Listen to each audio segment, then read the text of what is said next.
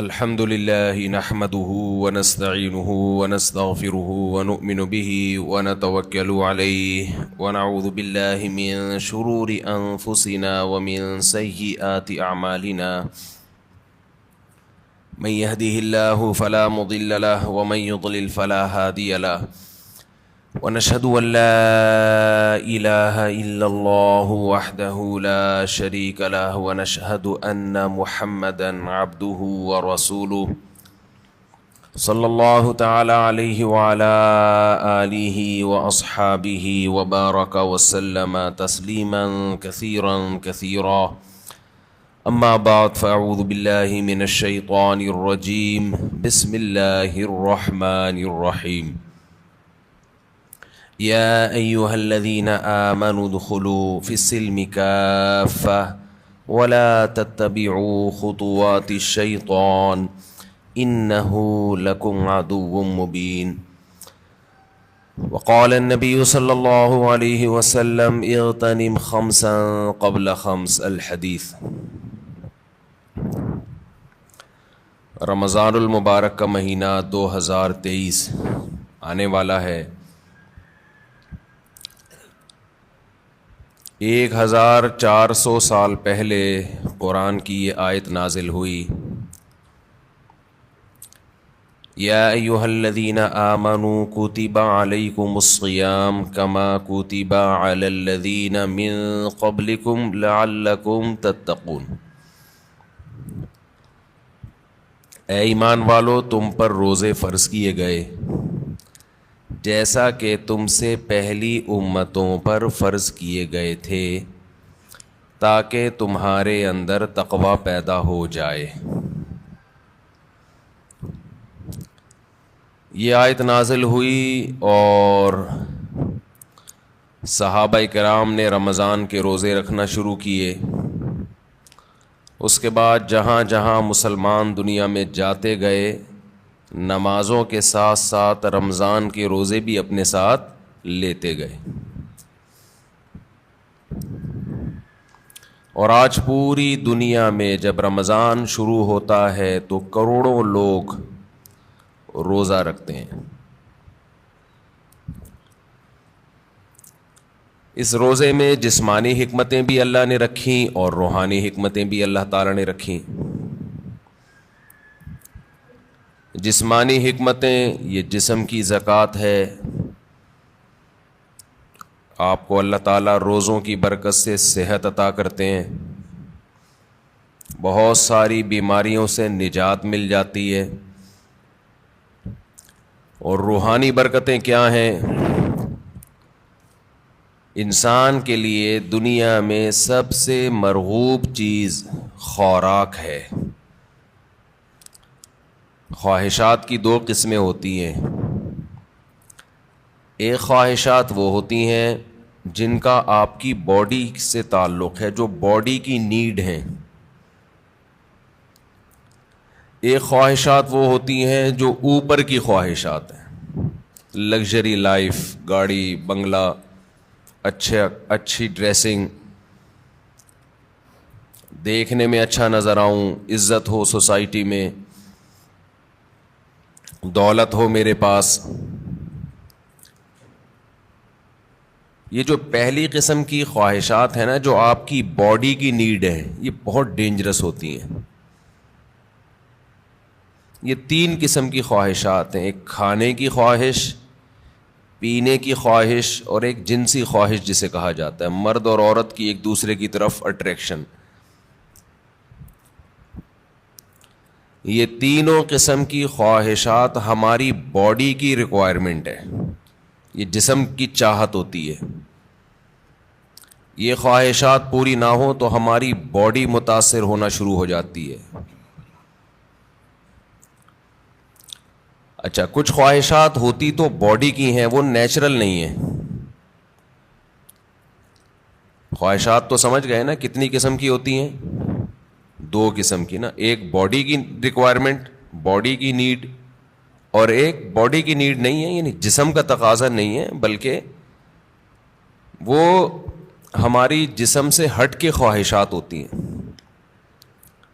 جیسے luxury life ہے نا, ہر آدمی چاہتا ہے میری لائف کیسی ہو, لیکن ایسا نہیں ہوتا کہ لگژری لائف کی آپ کے پیٹ کو کوئی بھوک لگ رہی ہو, وہ خواہش پوری نہیں کریں گے تو باڈی کو کوئی نقصان ہو رہا ہو. جو باڈی کی نیڈ ہے نا, جیسے کھانا پینا, یہ تو اگر نہیں کریں گے تو باڈی مسلسل تڑپتی رہے گی, مسلسل احتجاج کرتی رہے گی, اور ان خواہشات کو پورا کرنا بھی ضروری ہے. نہیں کریں گے تو بالآخر باڈی آہستہ آہستہ ڈیمیج ہونے کی طرف جائے گی اور مر جائیں گے ایک دن. آپ کو اگر گدا نہیں ملتا سونے کے لیے, اچھا انہی باڈی کی خواہشات میں ایک نیند بھی ہے. ہم 4 قسم کی خواہشات شامل کر لیتے ہیں. نیند ہے, کھانا پینا, اور جس کو جنسی خواہش کہتے ہیں. یہ اتنی ڈینجرس ہوتی ہیں. جیسے نیند کی خواہش کو آپ دیکھ لو, اب گدے پہ سونا یہ باڈی کی نیڈ نہیں ہے, یہ کیا ہے, ایک لگژری لائف انسان گزارنا چاہتا ہے, اس کا تقاضا ہے کہ میرا گھر اچھا ہو, ایئر کنڈیشن روم ہو, اور ٹائلیں لگی ہوئی ہوں, اور فانوس لگے ہوئے ہوں. لیکن جب آپ کو نیند آئے گی تو جو گدے پہ سونے کے عادی ہیں ان کو فرش پہ نیند نہیں آئے گی. لیکن چونکہ نیند آپ کی باڈی کی نیڈ ہے, ایک وقت آئے گا کہ باڈی کہے گی میں نے سونا ہے, سونا ہے, سونا ہے, سونا ہے.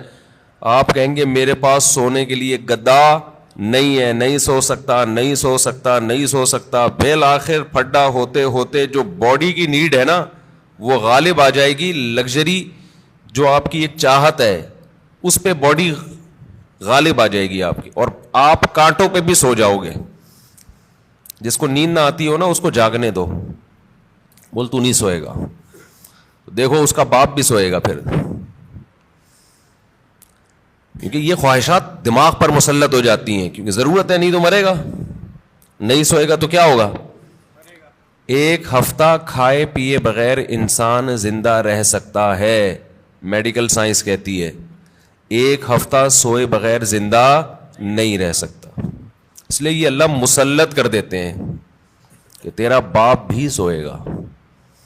تبھی آپ نے دیکھا ہوگا ڈرائیونگ کے دوران ڈرائیور سو جاتا ہے,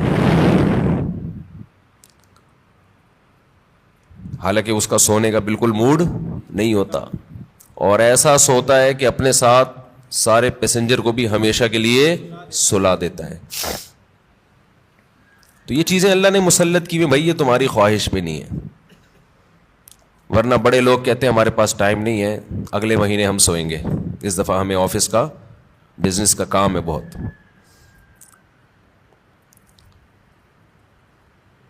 تو یہ جو جسمانی خواہشات ہیں نا, جسمانی خواہشات, ان سے ہاتھ کھینچنا آسان کام نہیں ہے, کیونکہ باڈی کو ضرورت ہے. تو باڈی ہماری مسلسل ڈسٹرب ہوتی رہتی ہے. اب آپ کو جب بھوک لگ رہی ہے تو باڈی کیا کہے گی, روٹی دو, کھانا دو, کہے گی نا, خوراک چاہیے. تو کیا یہ 2-3 دفعہ کہنے کے بعد چپ ہو جائے گی کہ بھائی یہ تو کھلا نہیں رہا تو چلو اب کوئی اور کام کرو؟ نہیں ہوگی. یہ کیا کہے گی, روٹی کھانا, روٹی کھانا, چاول, سموسے. کسی کو بھی دیکھے گا نا کھاتا ہوا, مسلسل یہ ٹینشن ہے, اور کسی بھی کام میں اس کا دل نہیں لگے گا جب تک کہ چند نوالے نہ کھا لے.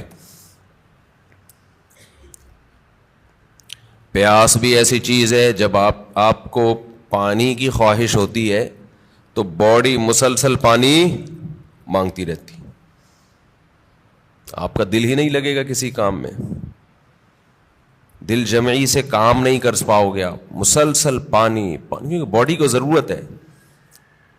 اور یاد رکھو جب ضرورت ہو باڈی خود بتاتی ہے, اس کے لیے ڈاکٹروں سے مشورہ نہیں لیا کرو کہ میں کتنے گلاس پانی پیا کروں. یہ چیزیں اللہ نے انسان کی باڈی میں انسٹال کر دی ہیں, اس میں میڈیکل سائنس کو زیادہ فری مت کرایا کرو.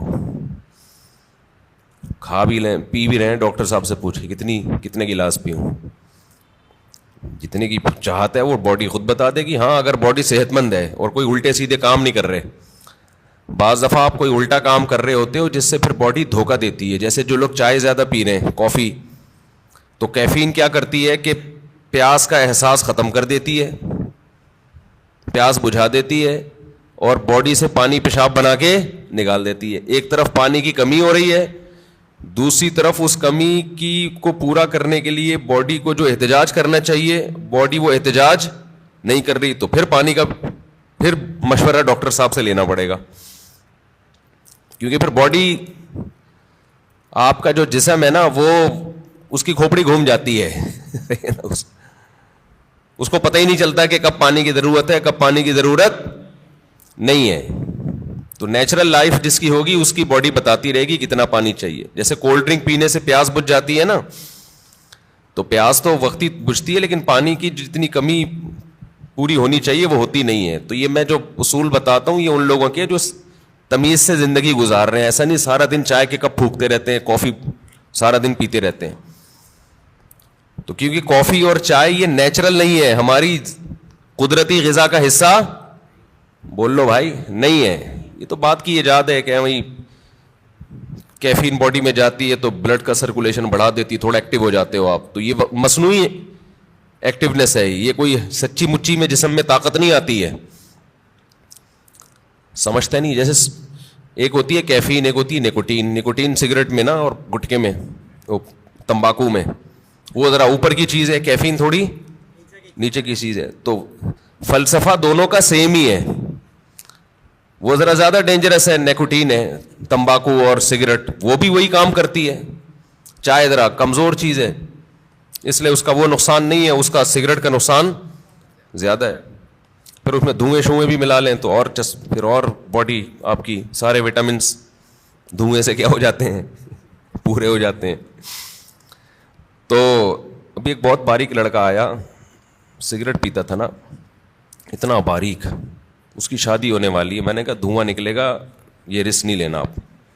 ایک تو آپ اپنی صحت دیکھو اور سگریٹ کے کس طرح سے پھونک رہے ہو, تو جو اندر جا رہا ہے, جو ان پٹ ہوتا ہے آؤٹ پٹ وہی ہوتا ہے نا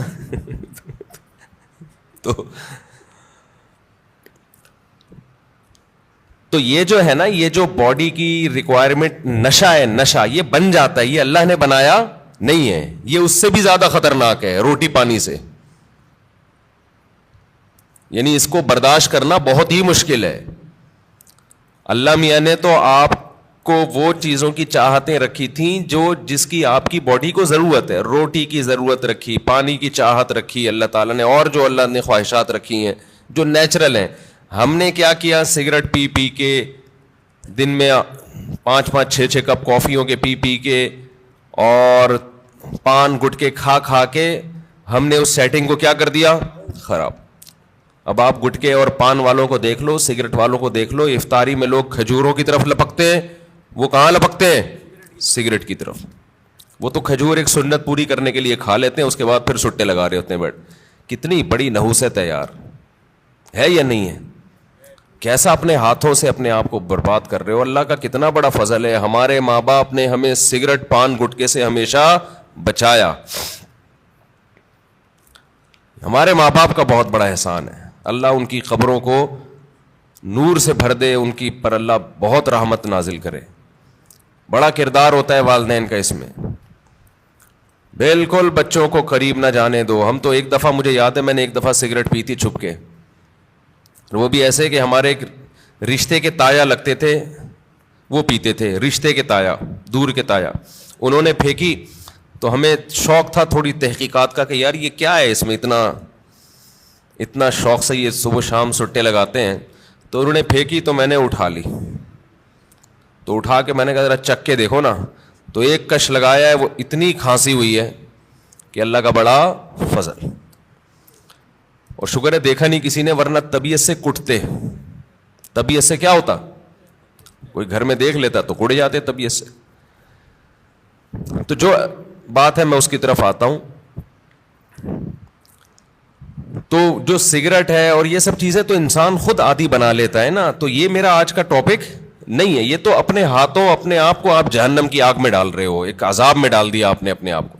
اچھا ایک بات خوب سمجھ لو, بات چل نکلی ہے, یہ جو سگریٹ والے, گٹکے والے اور بہت زیادہ جو کافی پیتے ہیں, چائے پیتے ہیں, بہت زیادہ کیفین کی لت پڑ گئی ہے ان کو, یہ لوگ اکثر ایک بات یہ کہتے ہیں کہ اس سے ذہن فریش ہو جاتا ہے. یہ خوب سمجھ لو, کوئی بھی نشے کی چیز, نشے سے میری مراد یہ نہیں ہے جو شراب کا نشہ ہوتا ہے, نشے سے مراد جس کی بھی لت پڑ جائے. تو جو کیفین ہے, کافی, یہ جو نیکوٹین ہے, ان میں یہ ذہن میں رکھو کہ جتنی کوانٹٹی آپ لے رہے ہو نا فریش ہونے کے لیے, تھوڑے دن میں اس کے عادی ہو جاتے ہو, سمجھتے ہو, پھر آپ کو اس کی مقدار بڑھانی پڑتی ہے, جبکہ روٹی اور پانی میں ایسا نہیں ہے. جتنی روٹی سے پیٹ بھر رہا ہے نا, اگر خام خام میں زبردستی زیادہ ٹھوس ٹھوس کی عادت نہیں بناؤ گے تو مزید کی عادت نہیں پڑتی, بلکہ کم کی عادت پہ لاؤ گے تو کم, زیادہ پہ لاؤ گے تو زیادہ. جبکہ یہ جتنی چیزیں جو نیچرل نہیں ہے, جو ہماری باڈی کی نیڈ نہیں ہے, ان کو جب آپ لو گے تو جتنے کپ میں آج فریش ہو رہے ہو نا, کل اس سے تعداد بڑھانی پڑے گی. شرابی کو دیکھ لو نا, شروع میں ایک گھونٹ میں بہک جاتا ہے اور بڑا مزہ آتا ہے اس کو, اس کے بعد پورے کریٹ کے کریٹ پی جاتا ہے, لیکن اس کو وہ نشہ نہیں آتا جو پہلے دن ایک گھونٹ میں آیا تھا اس کو. تو یہ خود ایک عذاب ہے کہ آپ سمجھ رہے ہو فریش ہو رہا ہوں, بھائی آپ فریش نہیں ہو رہے, اس سے آپ کا دماغ تازہ نہیں ہو رہا, دماغ کو اس کی عادت پڑ رہی ہے, اب اس کو مزید چاہیے, تو بالآخر ایک نہ ایک وقت جا کے بریک لگانی پڑتی ہے آپ کو. تو پہلے ہی نہیں لگا لو, اچھا ہے, کیا خیال ہے, شروع میں ہی چھوڑ دو ان چیزوں کو یار. تو یہ جو ہماری باڈی کی نیڈ ہے نا, کھانا پینا اور یہ جو خواہشات ہیں, جو یہ ان کا برداشت کرنا یہ بہت مشکل ہے. اور رمضان میں اللہ انہی 3 چیزوں پہ پابندی لگا دیتے ہیں.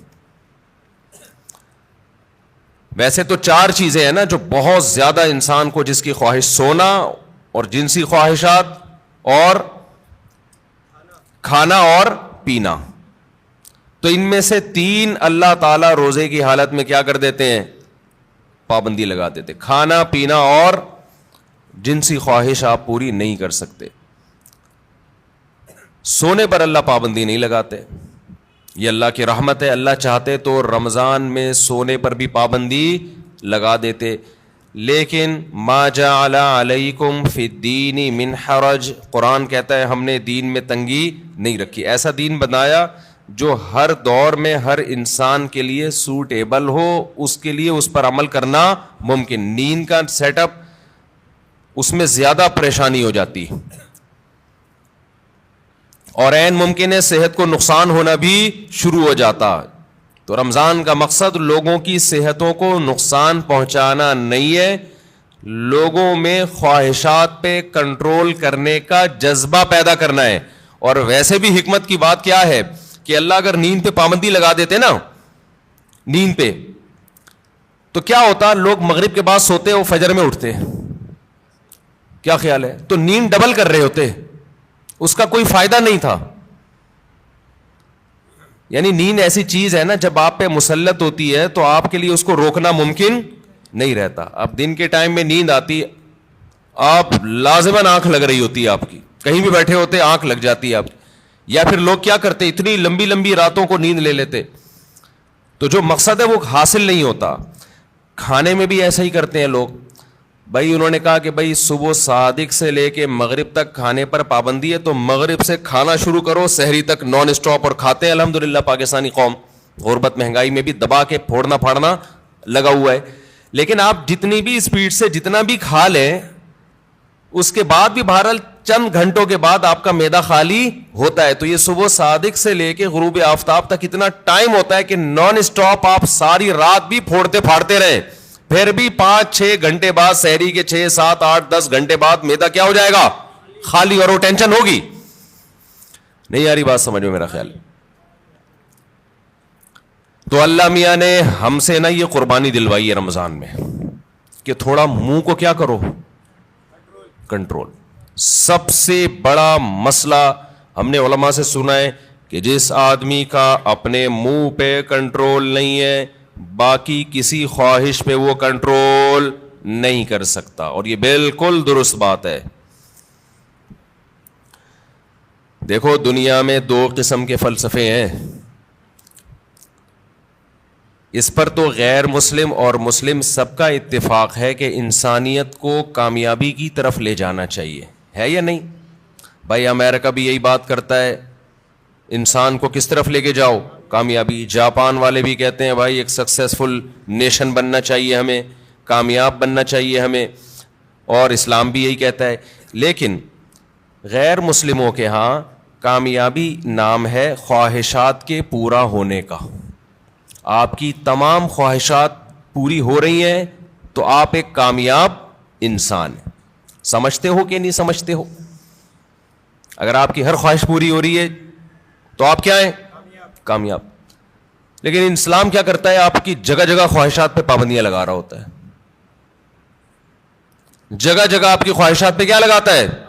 پابندیاں. یہ نہیں کرنا, یہ نہیں کرنا, یہ لیگل ہے, یہ انلیگل ہے. بہت ساری اور بڑی خطرناک قسم کی پابندیاں بھی لگا دیتا ہے اسلام, جس کا غیر مسلم تصور ہی نہیں کر سکتے کہ ان سے بچیں ہم. آپ اپنی مرضی سے سو سکتے ہو اسلام میں؟ عشاء سے پہلے سو سکتے ہو؟ بولو نا, یوں یوں یوں کر دیا کرو, تھوڑا پتہ تو چلے. نہیں سو سکتے. فجر سے پہلے اٹھنا ضروری ہے یا نہیں ہے؟ اب ایک آدمی کہہ رہا ہے یار میں سو رہا ہوں لمبا, بس 11 بجے اٹھوں گا. نہیں بھائی, آپ کو اسلام پابندی لگائے گا کہ آپ کو اپنی مرضی سے سونے کی اجازت نہیں, اٹھنا پڑے گا. سردی ہے, وضو کا دل نہیں کر رہا, یخ ٹھنڈا پانی ہے, اسلام کیا کہے گا؟ غیر مسلم کیا کہے گا؟ بھائی نہیں اٹھو, یا اٹھ گئے ہو تو ہاتھ منہ مت دھو. لیکن اسلام آپ پہ پابندی لگائے گا, آپ کو ہاتھ منہ دھونے پڑیں گے, چاہے ٹھنڈ لگے یا نہ لگے. بلکہ سردیوں میں وضو کرنے میں حدیث میں آتا ہے بہت زیادہ ثواب ہے. ایسے گناہ جھڑتے ہیں جیسے درختوں کے پتے جھڑتے ہیں سردیوں میں. پھر اسلام آپ پہ پابندی لگاتا ہے حلال حرام کی پابندیاں. نظر بھی اٹھا کے دیکھنے نہیں دیتا کسی انٹی کو. کتنی سخت پابندی ہے یہ نہیں ہے. گورا سوچ سکتا ہے اس پابندی, وہ تو نائٹ کلب میں جاتے ہیں, شراب پیتے ہیں, اور اسلام کہہ رہا ہے کہ نائٹ کلب جا کے زنا کرنا تو بہت ہی بڑا جرم ہے. لا تقربوا الزنا, قریب بھی نہیں پھٹکنا. کوئی انٹی جا رہی ہیں اس نیت سے دیکھ لوں کہ یار کیسی ہیں, یہ بھی آپ کے لیے کیا ہے؟ Not allowed. اچھا, جو غیر مسلم لوگ ہیں ان کیا ہے کہ انسان کی ہر خواہش پوری ہو. وہ سمجھتے ہیں کہ یہ کامیابی ہے. حقیقت پتہ ہے کیا ہے؟ جس کی ہر خواہش پوری ہوتی ہے وہ ڈپریشن کا مریض بنتا ہے. یہ بات خوب اچھی طرح کھوپڑی میں بٹھا لو. جس کی ہر خواہش پوری ہوگی وہ کیا ہوگا؟ وہ اسٹریس اور ڈپریشن میں جائے گا. وجہ اس کی ہے کہ آپ کی ہر خواہش پوری ہو سکتی نہیں ہے. اگر ہو رہی ہے نا تو اس کا نتیجہ نکلے گا کہ آپ میں خواہشات پہ کنٹرول کرنے کی طاقت ختم. ایک اسٹیپ ایسا آتا ہے جہاں کوئی نہ کوئی خواہش آپ کو قربان کرنی پڑتی ہے. دنیا میں کوئی شخص, فرعون بھی ایسا نہیں گزرا کہ اس کی ہر خواہش دنیا میں پوری ہوئی ہو. ساری پوری ہو رہی تھی, موسیٰ علیہ السلام آ گئے, ایک دم دماغ کھٹکا نا اس کا, یہ کیا ہو گیا بھائی؟ یہ تو ہوتا ہے.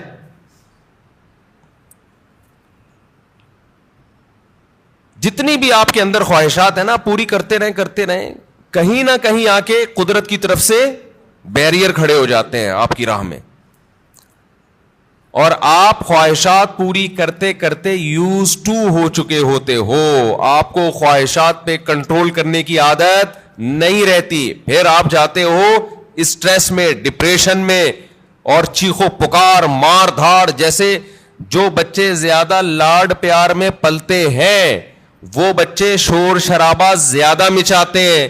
جن بچوں پہ ماں باپ کا کنٹرول ہوتا ہے کہ کچھ خواہشات پوری کر دی, کچھ پوری نہیں کی, وہ بچے بھی کنٹرولڈ ہوتے ہیں. یقین نہ آئے تو جا کے مشاہدہ کر لو. میں نے بہت سے بچے ضدی دیکھے ہیں, چیزیں اٹھا کے پھینک رہے ہیں, کوئی بات نہیں مانتے. وجہ اس کی ہے کہ ماں باپ ان کی ہر بات مانتے ہیں. نہیں آ رہی سمجھ میں؟ پتہ نہیں آپ لوگ لاڈلے بچے ہیں اپنے ماں باپ کے یا لاڈلے نہیں ہیں, تو یہ تو اللہ ہی جانتا ہے. لیکن ہم نے ایسے بچے مارکیٹ میں دیکھے, ہر خواہش پوری ہو رہی ہے, بچہ چڑچڑا ہو گیا. اچھا, جس بچے کے ساتھ اس کا کوئی بہن بھائی نہ ہو وہ بھی چڑچڑے ہو جاتے ہیں. اس کی وجہ یہ کہ بہت زیادہ لاڈ پیار اس اکلوتے کو مل جاتا ہے. کیا ہوتا ہے؟ اکلوتے. دوسرا مارکیٹ میں قریب العمر ہوتے نہیں ہیں 2-4, تو ماں باپ کی ساری لاڈ کا اور پیار کا مرکز یہ اکلوتا, اس کی ہر خواہش پوری. آپ میں سے کوئی اکلوتا ہو تو پیش کی معذرت. نتیجہ کیا نکلتا ہے؟ اس کی طبیعت میں چڑچڑاپن پیدا ہونا شروع, مار دھاڑ. وہ سوسائٹی میں بسا اوقات ایک کامیاب انسان بن کے سروائیو نہیں کر پاتا. اچھا, ہمارے ایک ریلیٹیو کے یہاں نا ایک بچہ ہوا, پھر ان کے یہاں فوراً دوسرا ہو گیا اگلے سال. رپورٹ دیکھیں, رپورٹ. ہوا یہ ہے کہ جب فوراً دوسرا آ گیا 1-2 سال کے بعد مارکیٹ میں, تو جو پہلا والا تھا نا, اب اس کو تھوڑی سی جیلسی بچوں میں ہوتی ہے کہ دوسرے کو پیار کرو تو اس کو غصہ آ رہا ہے کہ اس کو کیوں پیار کر رہے ہو. بچے کرتے ہیں ایسے, آپ نے دیکھا ہوگا. تو لوگ کہہ رہے ہیں کہ یار یہ جو ان کے ریلیٹیو ہے نا, کہنے لگے کہ یہ غلط ہوا, پہلے والے کے ساتھ ظلم ہوا ہے. ابھی اس کی عمر تھی, اس کو محبتیں ملتی, توجہ کا مرکز بنتا. مارکیٹ میں دوسرا آ گیا, جو محبت پوری اس کو ملنی چاہیے تھی وہ ڈیوائڈ ہو کے آدھی کہاں جا رہی ہے؟ تو یہ پہلے والے کے ساتھ ظلم ہے. سمجھتے ہو بات کو؟ تو بھائی یہ پہلے والے کے ساتھ ظلم نہیں ہے, اس کی ٹریننگ کا حصہ ہے کہ تو دنیا میں اکیلا باپ نہیں ہے, تمہارے بہن بھائی بھی ہوں گے. ابھی سے اس کے اندر برداشت پیدا ہو رہی ہے. حقیقت ہے, اس کے دل میں ایک جذبات ہوتے ہیں حسد کے. بچوں میں ہوتا ہے, بہت زیادہ جیلسی ہوتی ہے بچوں میں. ایک کو کچھ دو نا تو دوسرے کو ضرورت نہیں بھی ہو, صرف اس کو تپانے کے لیے مانگتا ہے کہ مجھے کیوں نہیں دیا. تو یہ جو برداشت اس میں پیدا ہوگی نا, جب ماں باپ دوسرے کو پیار کر رہے ہیں اور اس کو غصہ آ رہا ہے, یہی غصہ قدرت چاہتی ہے کہ آئے تاکہ اس میں کنٹرول پیدا ہو. یہ نہیں ہوتا نا تو یہ بڑے ہو کر عذاب بنتا ہے. پھر بڑے ہو کر پھر کیا ہوتا ہے کہ یہ کیوں آ گیا دنیا میں, میرے باپ کی وراثت جو مجھے ملنی تھی اس کو کیوں مل رہی ہے, یہ اس میں شریک کیوں ہو رہا ہے. پھر یہ یہاں تک جاتا ہے معاملہ. شروع میں یہ مسئلہ کیا کر دو, ختم کر دو کہ بیٹا اس گھر میں اور بھی ہیں, اور ممکن ہے مفتی صاحب کے ابھی میں بیانات سننا شروع کیے تو اسپیڈ اور بھی بڑھ سکتی ہے ہماری, عین ممکن ہے. اگلے سال نیا ماڈل بھی آ سکتا ہے. تو اب یہ جلتے ہی رہو بیٹھ کے, یا اسی کو قبول کرو.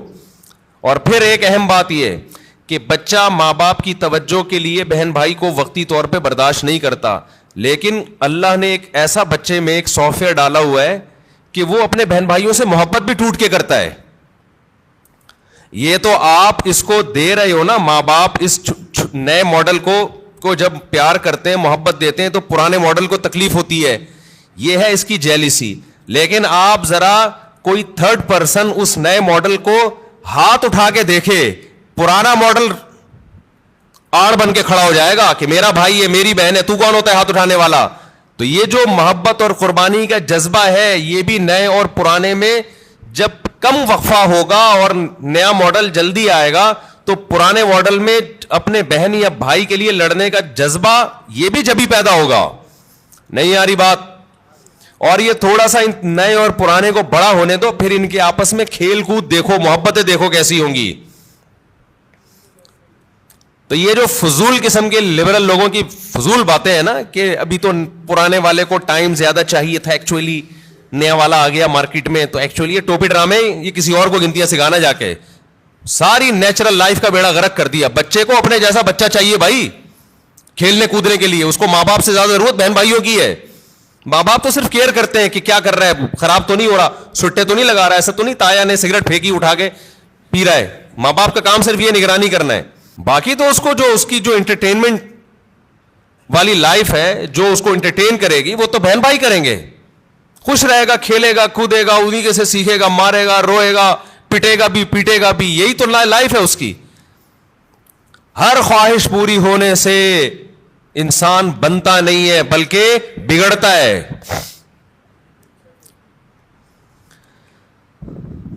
بچوں کی سیلف ریسپیکٹ, ہم بھی اس کے قائل نہیں ہے کہ بچوں کو مارا پیٹا جائے, ماں باپ بگاڑ دیتے ہیں مار پیٹ کے, لیکن یہ جو سیلف ریسپیکٹ اور یہ ابھی اس کو بڑا ہونے دو میرے بھائی, ابھی چھوٹا ہے, ابھی اس کو تربیت کی ضرورت زیادہ ہے. اس کو بدتمیزی مت کرنے دو بڑوں کے ساتھ. اس کو بتاؤ تم چھوٹے ہو ابھی بیٹا, تم ہمارے باپ باپ ہم ہی ہیں. محبت ملے گی آپ کو, لیکن ہمارے باپ بننے کی کوشش مت کرنا. جو گھر میں پکے گا تیرا باپ بھی وہی کھائے گا. وہ میرا بیان مشہور ہوا تھا نا, پاٹھا کھا لو پاٹھا. بچوں سے مائیں پوچھتی ہے نا, بیٹا پاٹھا کھا لو, نہیں پاٹھا نہیں کھاؤں گا. اچھا چلو ڈبل روٹی کھا لو, نہیں ڈبل روٹی نہیں کھاؤں گا. اچھا چلو اس پہ یہ جیم لگا دوں, نہیں جیم کیوں لگایا. یہ وہ پورا بڑا زبردست میم چلی تھی وہ. تو وہ اس کی اماں آخر میں اس کو جب سمجھایا جائے, ایک تھپڑ لگا, یہ کھا لے گا, جو تو کھلائے گی وہی کھائے گا. تو کہتی نہیں بچوں کو موٹیویٹ کرو. اس میں نے کہا تھا موٹی تو اپنا تو ویٹ کر پہلے, تجھے خود اپنے منہ پہ کنٹرول نہیں ہے تو بچے کو کہاں سے تو کنٹرول سکھائے. ہماری والدہ تو ہمیں بتاتی تھی یہ کھا لو, اور چمٹا گرم گرم ہوتا تھا. بعض دفعہ مجھے بچپن سے شوق تھا مرغوب غذائیں کھانے کا. آلو کی بھجیا پکی ہوئی ہوتی تھی بعض دفعہ گھر میں, اور مولی کی پتہ نہیں پتے بعض دفعہ ہماری اماں کو بڑا شوق تھا. ہمیں نوالا حلق سے ہی نہیں اترتا تھا, ہمیں نہیں یاد پڑتا. ہماری اماں نے کہا چل تمہارے لیے میں یہ کر لیتی ہوں, یہ کھانا پڑے گا آپ کو. گھر میں کیا ہے, یہی پک. تو اب ہم نہیں غصہ کر سکتے تھے. ہماری اماں چمٹا دکھاتی تھی, چمٹا یہ لگے گا, لگاتی نہیں تھی لیکن ڈراتی تھی. اور جب ہم دیکھتے تھے کہ ہمارے والد صاحب بھی وہی کھا رہے ہیں, ہم سوچتے تھے ہمارا باپ بھی یہ کھا رہا ہے تو تیرے باپ کو بھی یہ کھانا پڑے گا. اور یہ ذہن میں رکھو, یہ جو خواتین پریشان ہوتی ہیں ایکچولی بچے کی غذائی ضرورت پوری نہیں ہو رہی. بچہ ایکچولی وہ جو آلو کی بھجیا پکی ہے وہ کھا نہیں رہا, تو ایکچولی اس سے منرلز کی کمی, بچے میں کوئی کمی نہیں ہوتی. اتنا زیادہ ضروری نہیں ہے کھانا پینا جتنا بنا لیا لوگوں نے. بڑھے گا وہ, اس کا باپ بھی بڑھے گا. یہ جو قد بڑھتا ہے نا, ڈاکٹروں سے ہم نے پوچھا ہے, کہتے ہیں بھائی یہ جس کا بڑھنا ہے نا اس کو کم کھلاؤ گے تو بھی جائے گا وہ اوپر. جس کا نہیں بڑھنا نا, جس کے باپ دادا ہی سارے چھوٹے چھوٹے سے ہوں تو جینز میں ہی اس کے قد نہیں ہے, تو اس کو آپ کتنے بھی پراٹھے کھلا دو, مرغیاں کھلا دو, دودھ پلا دو, وہ اس کا باپ نہیں بڑھا تو یہ کہاں سے بڑھے گا. سمجھتے ہو, اکثر بتاتا ہوں نا, ایک آدمی نے ایک چھوٹے سے قد کی خاتون سے شادی کر لی تو بچے بڑے ہی نہیں ہو رہے تھے. تو وہ خاتون کھلا رہی ہے بچوں کو, بیٹا کھا لو بڑے ہو جاؤ گے. کہتا ہے یہ بڑے نہیں ہوں گے, یہ اور چھوٹے ہوں گے. ان کے ساتھ کے پودے لایا تھا وہ بڑے ہو گئے ہیں, یہ اتنے کے اتنے ہی ہیں. تو یہ نا بچوں کے کھانے پینے کو زیادہ سروں پہ مسلط مت کیا کرو. کچھ نہیں ہوتا, اچھا کھلاؤ بھلے تھوڑا کھائیں. آج تھوڑا کھائیں گے بھوکے رہیں گے, اگلے ٹائم پہ خود ہی چھین چھین کے کھائے گا پھر وہ. تو یہ بازاری چیزیں نہیں کھانے دو بس بچوں کو. جتنی بازاری چیزیں ہیں نا, میں نے تو تجربے کیے ہیں بچوں کے اوپر, اپنے ہی بچوں پہ. جب بازاری چیز کھلائی بیمار ہوئے, اور بچا کے رکھا فٹ فاٹ. اچھا میرا ایک بیان تھا, اس کی میں وضاحت کر دوں. میرا ایک بیان تھا, اس میں میں نے یہ بتایا کہ میں نے اپنے 2 بچوں پہ 6 مہینے تجربہ کیا ہے. 6 مہینے تک میں نے ان کو بازار کی کوئی چیز نہیں کھانے دی. گھر میں دیسی گھی پہ روٹی چینی, دیسی گھی اور روٹی کھلاتا تھا, اور دودھ اور انڈا. 6 مہینے انہوں نے گزارے. میرا خیال ہے 3 یا 4 سال کی ایج تھی ان کی. ایک کی 4 سال ہوگی, ایک کی 3 سال ہوگی, ایک کی 4.5 سال ہوگی. اس طرح سے پوری سردیاں آ کے گزری ہیں, ایک چھینک بھی نہیں آئی. ورنہ سردیاں آتے ہی بچے بیمار ہونا شروع ہو جاتے ہیں نا. صرف کیا کھلایا ہے, دودھ, دیسی گھی, روٹی, چینی اور ہاف بوائل انڈا. بہترین تھے.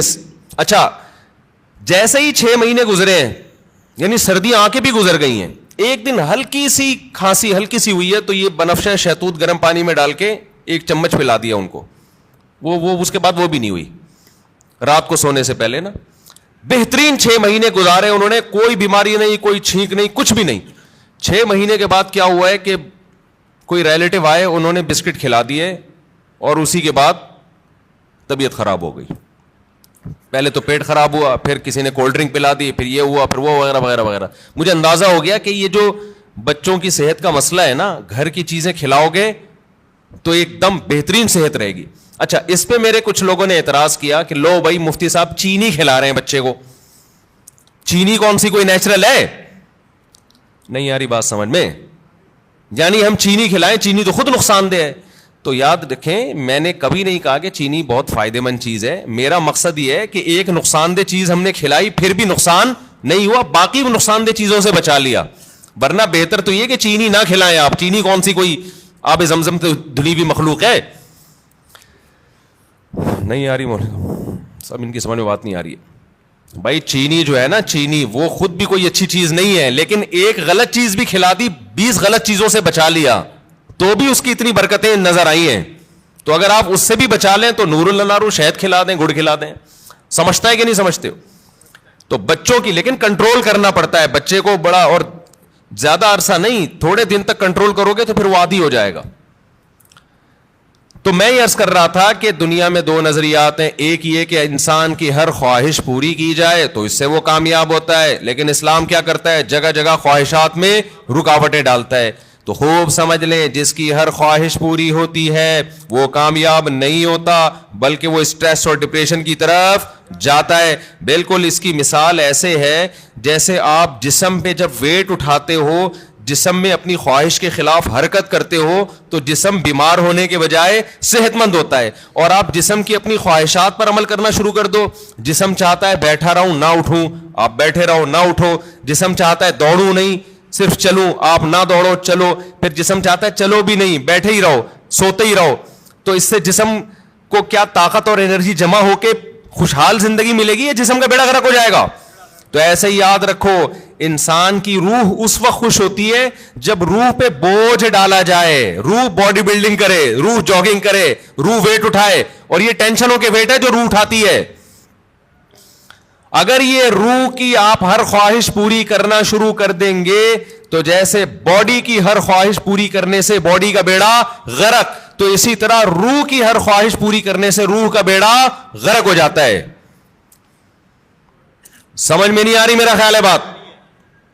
تو اپنی خواہشات کے خلاف چلنا سیکھیں. ہاں, ہر خواہش کی مخالفت نہیں. جیسے آپ نے باڈی, جب جو لوگ جم جاتے ہیں ویٹ اٹھانے کا دل کرتا ہے کیا؟ نہیں کرتا نا, بس جسم پہ بوجھ ڈال کے اٹھا رہتے, تبھی اوں آں کی آوازیں بھی آ رہی ہوتی ہیں. اگر مزہ آ رہا ہوتا تو ویٹ اٹھاتے واہ واہ واہ ہنسی آ رہی ہوتی. ایسا تھوڑی ہے.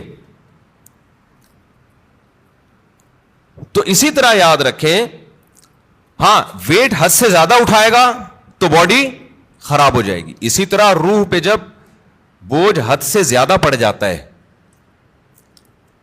تو پھر روح خراب ہونا شروع ہوتی ہے.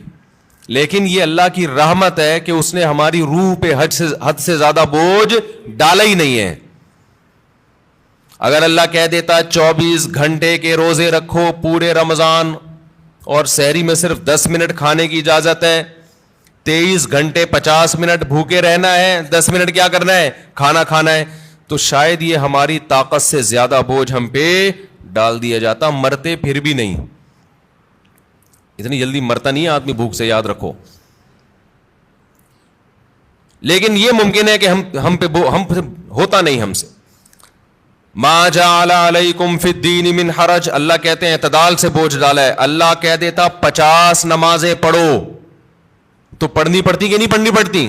کتنی ٹینشن والا کام ہو جاتا بھائی, کتنی ٹینشن والا کام. اللہ میاں نے 5 رکھی, اور وہ بھی دن کے 2 کناروں پر رکھ دی 2 نمازیں, اور صرف عصر اور مغرب ایسی ہیں جو جلدی جلدی آتی ہیں, ورنہ بڑا فاصلہ ہے ان 2 نمازوں کے درمیان.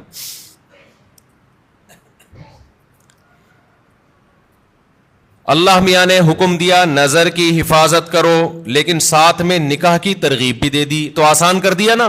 اگر یہ ہوتا کہ عیسائیوں میں پادریوں کی طرح پادریوں کو حکم تھا کہ شادی نہ کرو, جیسے کہ انہوں نے خود بنایا ہوا تھا, ان کے مذہب کا نہیں تھا, لیکن دوسری طرف زنا پر بھی پابندی, تو ڈپریشن میں جاتے کہ نہیں جاتے؟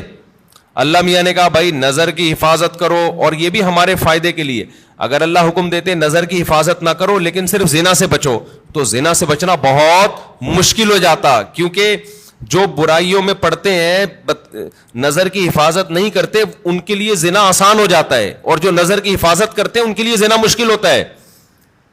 تو یہ بھی ہمارے فائدے کے لیے حکم دیا کہ بھئی ایسا کام ہی مت کرو کہ اس کی طرف تمہاری برائی کی طرف توجہ جائے تمہاری. اللہ میاں نے حکم دے دیا ماں باپ کی اطاعت کرو, فرما برداری کرو, لیکن اس کی بھی ایک لمٹ رکھ دی, ایک حد رکھ دی. یعنی کوئی ایسا حکم نہیں ہے جو ایسا بوجھ ہم پہ ڈالا جا رہا ہو جو ہمارے بس میں ہو ہی نہیں. سود کو حرام قرار دے دیا, لیکن مزاربت اور شرکت کو جائز قرار دے دیا. آپ کسی کو لون دے کے متعین نفع لیتے ہو کہ 1 لاکھ پہ 2,000 روپے 5,000 حرام ہے, لیکن ایسا نہیں کہ پابندی لگا دی. اللہ نے کہا یہی 1 لاکھ روپے دو, جو پروفٹ ہوگا اس میں شرکت کر لو. سمجھ میں آ رہی ہے بات؟ جو پروفٹ ہوگا اس میں کیا کر لو بھائی, تجھے جتنا پروفٹ ہوگا اس میں اتنے فیصد میرا. اب وہ گھننا بن کے پروفٹ بتانا پڑے گا اس کو. اور جو سرمایہ دار لوگ ہیں نا, وہ پروفٹ بتانا نہیں چاہتے. وہ کہتے ہیں ہم آپ کے 1 کروڑ سے جتنا بھی اٹھائیں آپ کو اتنا ملے گا بس. اسلام کہتا ہے نہیں بھائی, پیسہ اس کا لگ رہا ہے تو اس کو بتاؤ تو صحیح کتنا کما رہا ہے تو. ابے 1% بھی دو گے نا آپ. دیکھو آپ نے زید کو 1 کروڑ روپے دیے, زید کو کہا تو 1 کروڑ سے جتنا بھی کمائے گا نا بے شک مجھے 1% دے دے, لیکن پرسنٹیج ہونی چاہیے 1%. اس کا فائدہ کیا ہوگا؟ وہ 1 کروڑ پہ آپ کو 1 لاکھ دے گا نا, آپ کو فوراً پتہ چل جائے گا وہ کم بخت 99 لاکھ کما رہا ہے. سمجھ میں آ رہی ہے بات؟ سود خور یہ وہ اپنا پروفٹ بتانا نہیں چاہتا. 1% بھی دے گا نا آپ کو یہ تو پتا چل جائے گا نا, جب 1% 1 لاکھ ہے تو اس کا مطلب باقی 99 کتنا ہے؟ وہ 99 لاکھ ہے. اس کا مطلب یہ گھنا میرے 1 کروڑ سے 99 لاکھ کما رہا ہے اور مجھے کتنا دے رہا ہے؟ 1 لاکھ. لیکن اگر سودی نظام ہوگا, آپ نے زید کو 1 کروڑ روپے دیے, آپ نے کہا مجھے ہر مہینے 1 لاکھ دے دینا, تو کتنا کما رہا ہے مجھے اس سے غرض نہیں ہے. وہ 1 لاکھ روپے لا کے دے گا, آپ گلے ملیں گے, شکریہ ادا کریں گے, کتنا نیک آدمی مجھے 1 لاکھ روپے دے رہا ہے. اور وہ بھی روتے ہوئے دے گا, یار کاروبار کا تو بیڑا ہی غرق ہو گیا, لیکن میں تجھ سے وعدہ کیا 1 لاکھ لے لے. آپ کا دل چاہے گا اس غریب کو 2 کروڑ اور دے دوں میں. الو بناتا رہے گا, آپ کو بے وقوف بناتا رہے گا. لیکن اگر پرسنٹیج کے حساب سے ہوگا تو آپ نے جب زید کو 1 کروڑ دیے, آپ لوگ کو سمجھ میں ہی نہیں آ رہا, تو بزنس کہاں سے کرو گے جو تمہاری سمجھ میں اتنی باتیں نہیں آ رہی. مجھے لگ رہا ہے آپ کے چہروں سے کہ جو میں کہہ رہا ہوں اوپر سے گزر رہا ہے آپ کے. زید کو آپ نے 1 کروڑ روپے دیے, آپ نے کہا مجھے جتنا پروفٹ ہوگا اس میں 1% چاہیے. وہ 1 لاکھ روپے لے کر آیا,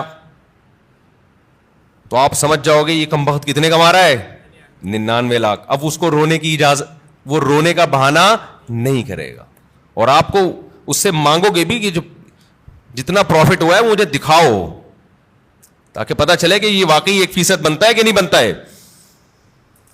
تو اللہ میاں نے سود پہ پابندی لگائی, مگر تجارت کو اللہ نے حلال قرار دیا. اگر اللہ سود پہ بھی پابندی لگا دیتا, مزاربت پہ بھی, شرکت پہ بھی, تو پھر ہم حرج میں پڑ جاتے, ہم تنگی میں پڑ جاتے, ہمارے لیے کاروبار کے راستے بند ہو جاتے. لیکن اللہ نے ہمارے لیے دین میں تنگی نہیں رکھی بلکہ آسانی رکھی ہے.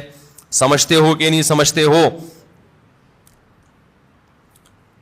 تو اسی طرح اللہ میاں نے لیکن بوجھ ڈالا ہے ہمارے اوپر. یہ نہیں کہا کہ بالکل فری سٹائل کی زندگی گزارو گے, کوئی ٹینشن ہی نہیں ہوگی. یہ کامیابی نہیں ہے, ٹینشنیں اٹھانی پڑیں گی.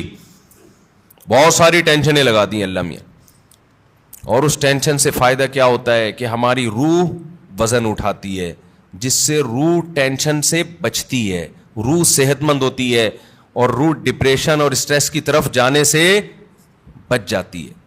تبھی آپ کو مسلمانوں میں خودکشی کا ریشو دوسری قوموں کی نسبت کم نظر آئے گا. مسلمانوں میں ڈپریشن کے مریض دوسری قوموں کی نسبت کم نظر آئیں گے, حالانکہ ڈپریشن والے کام مسلمانوں میں بہت زیادہ ہیں. مسلمان غیر مسلم ایک ڈپریشن پالنے کے لیے تیار نہیں, مسلمان 4 ڈپریشن کی بات کرتے ہیں. آئی بات سمجھ میں؟ ہم مسقط میں تھے تو ہمارے بہت سے علماء اپنی اپنی فیملیوں کے ساتھ آئے تھے, بیگمات کے ساتھ آئے تھے. تو ایک مولانا صاحب نئے نئے پہنچے, تو وہ میزبان نے ان سے پوچھا مجبوری ساتھ میں ہے یا بغیر مجبوری کے آئے ہیں؟ میں نے کہا یہ کیا کہہ رہے ہیں؟ پھر پتہ چلا بیگم کو پیار سے کیا کہتے ہیں, یہ مجبوری. تو بڑا زبردست لفظ تھا ان کا بھائی, کیونکہ جب مجبوری ساتھ میں ہوتی ہے تو پھر گھر سے زیادہ دیر باہر نہیں رہ سکتے, آپ بتانا پڑتا ہے. جو بغیر مجبوری کے آیا وہ تو جہاں مرضی جائے. جب مجبوری کے ساتھ آئے ہیں تو بیگم پوچھے گی, مجبوری پوچھے گی بھائی اتنی دیر سے کیوں آ رہے ہو, آپ کہاں گئے ہوئے تھے؟ مفتی صاحب کے ساتھ. اچھا, جو لوگ اپنی مجبوریوں کے ساتھ آئے تھے نا, ان سب کی مجبوریوں کو یہ بڑی فکر تھی کہ ہمارا میاں ہمارے جو میاں ہیں مفتی طارق مسعود کے ساتھ تو نہیں بیٹھے ہوئے کہیں, سب کو یہ ایسا نہ ہو یہ 2-4 مجبوریاں اور پال لیں ہمارا شوہر, ان کو یہ سب کو ڈرتا. تو مسلمان کے پاس ٹینشن کے مواقع بہت ہیں, پھر بھی ٹینشن نہیں لیتا.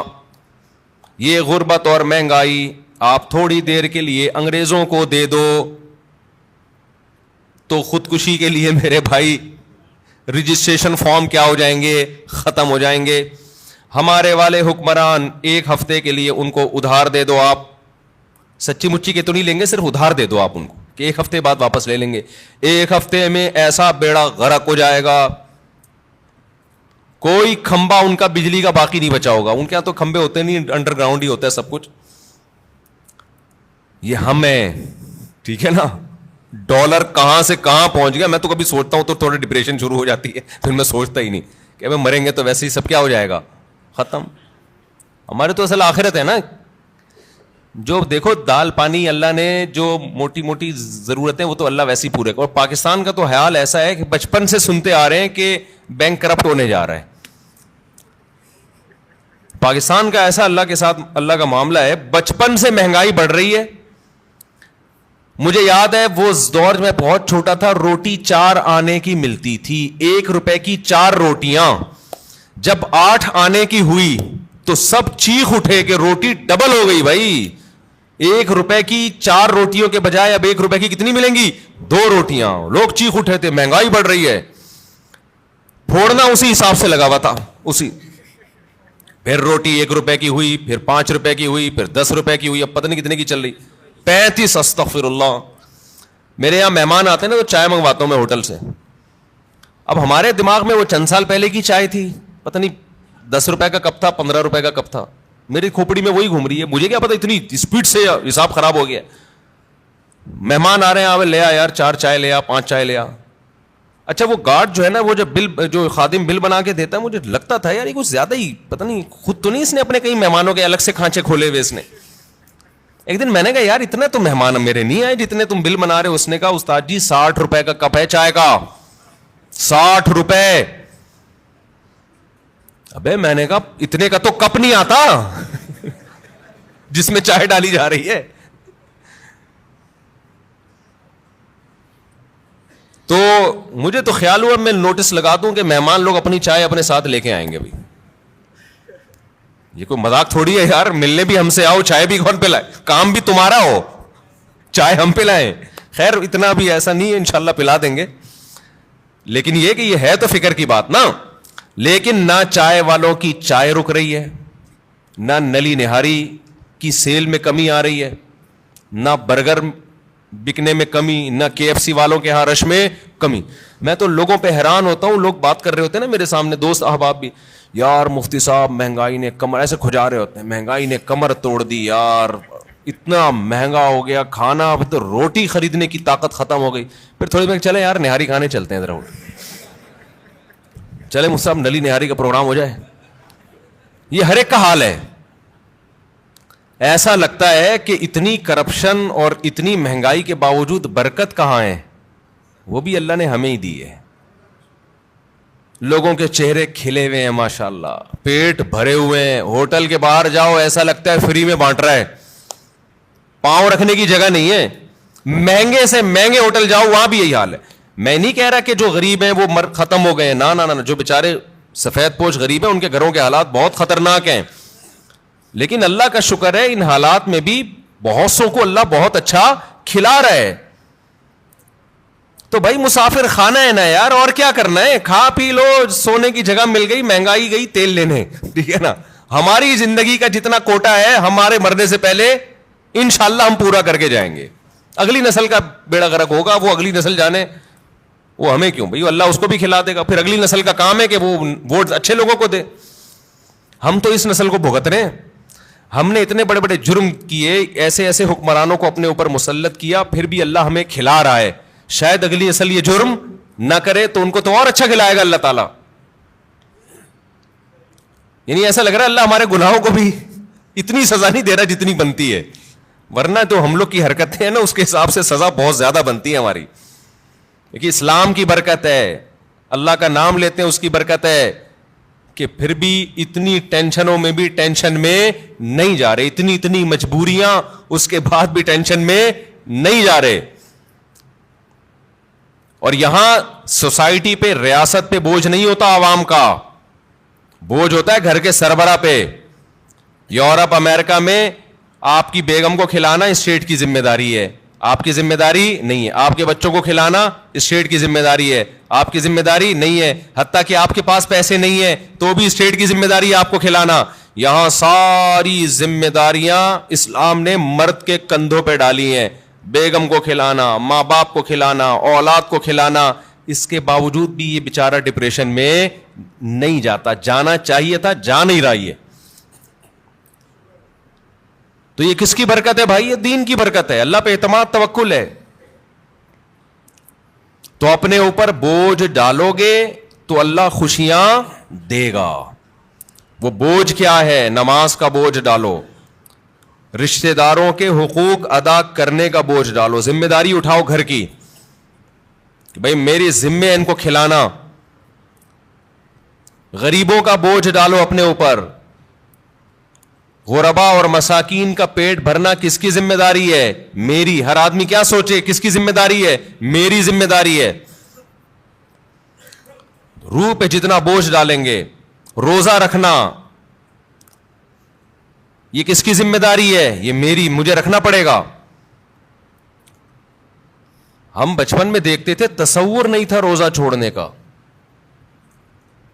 اب لوگ کیا کر رہے ہیں؟ اللہ کی خاطر چند گھنٹے بھوک اور پیاس برداشت نہیں ہو رہی. تم یہ دیکھو حکم کس کا ہے.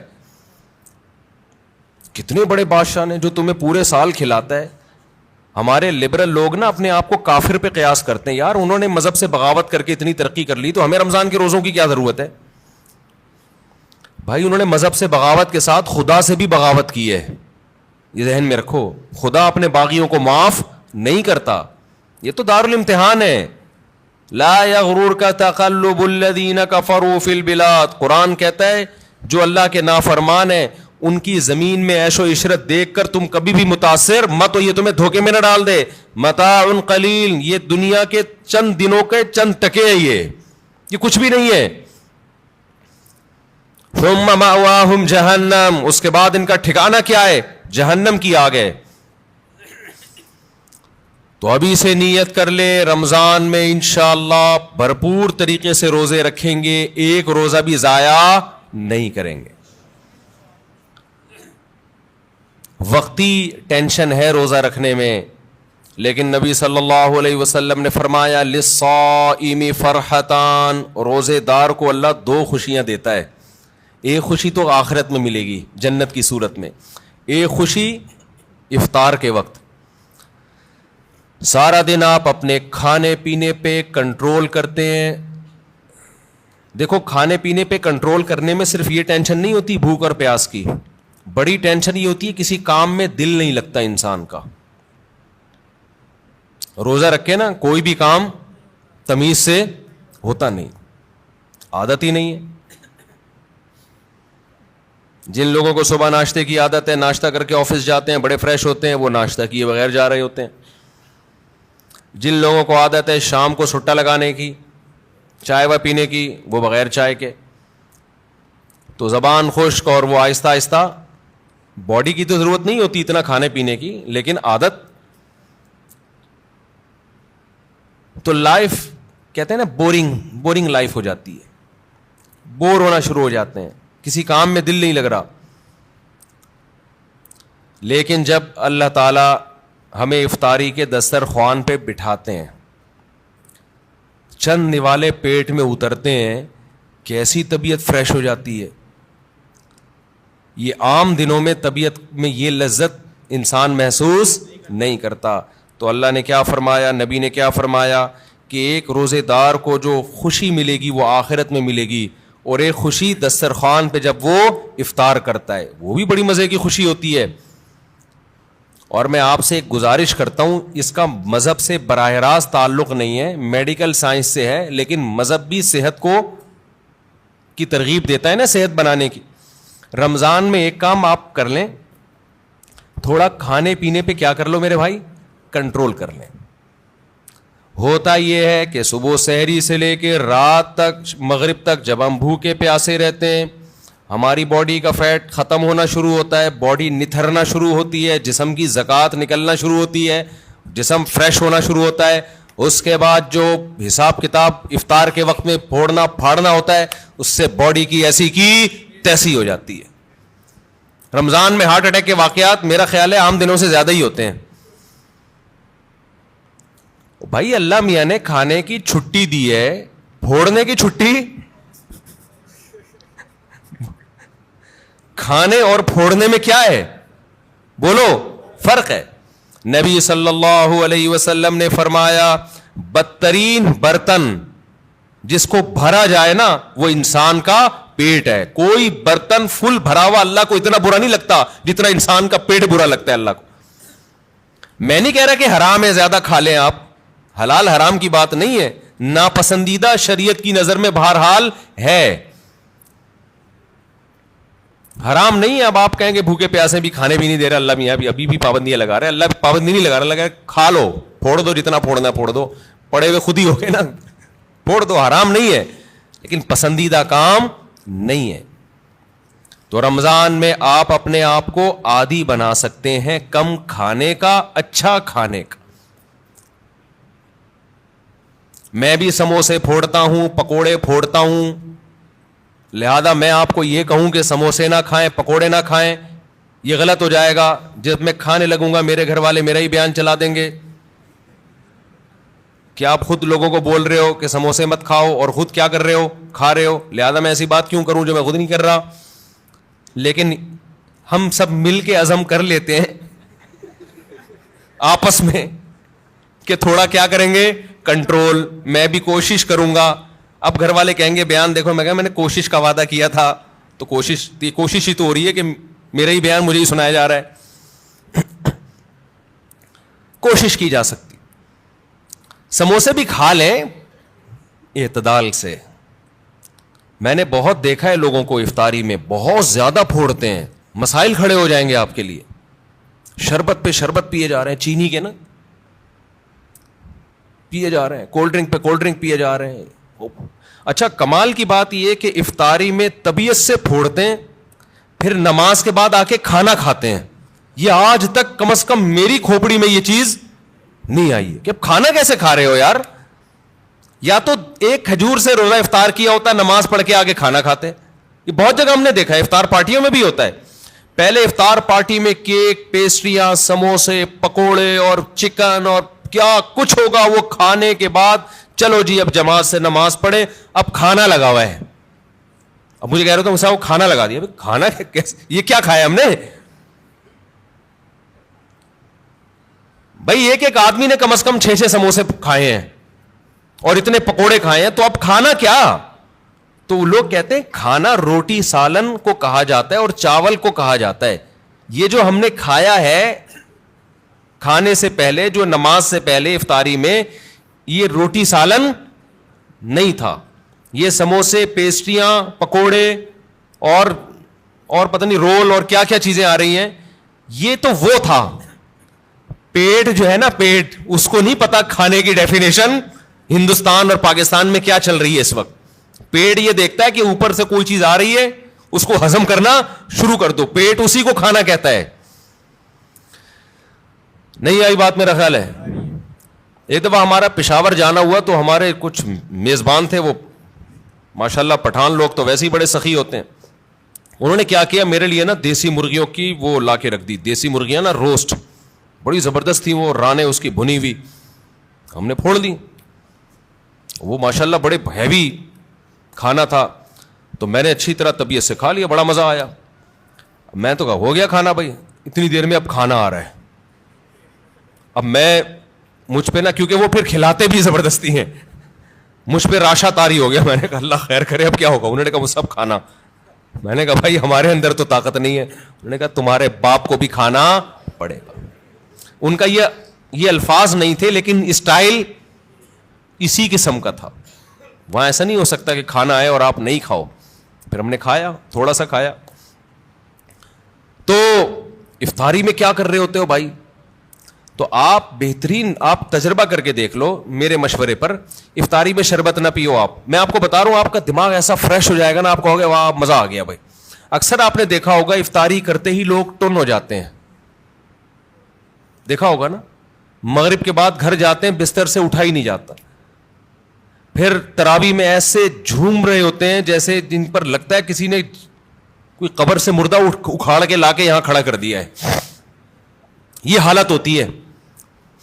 آپ کو جو نیند آتی ہے نا میٹھا کھانے سے آتی ہے, خوب سمجھ لیں, کارب لینے سے آتی ہے.